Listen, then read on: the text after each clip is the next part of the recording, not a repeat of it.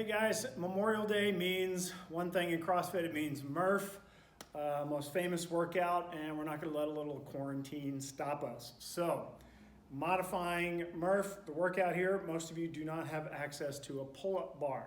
So we need to make some modifications for that.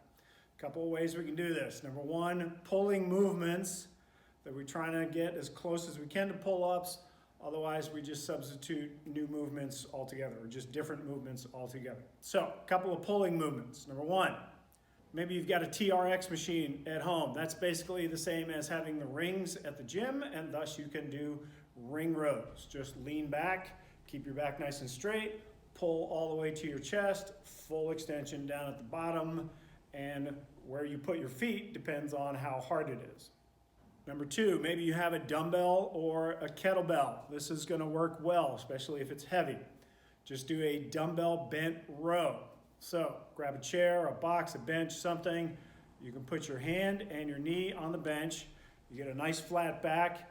You grab the dumbbell and then pull hard, pulling your elbow to the ceiling and then back down. In this case, if you were doing 100, you would want to do 50 on each arm. Another way to do this is if you have a band. Now you just wrap the band around something, a tree or a branch or something, and now you're going to reach out and pull towards you, squeezing your shoulder blades together and back to full extension of the arms. Pull, back to full extension, basically rowing upright position with bands. All three of those are great options for pulling movements to substitute for pull-ups if you don't have a pull-up bar. Otherwise, if you can't do any of those, then just forget the pulling and put in something else. Another option you could do is 200 push-ups, 300 squats, and 400 sit-ups.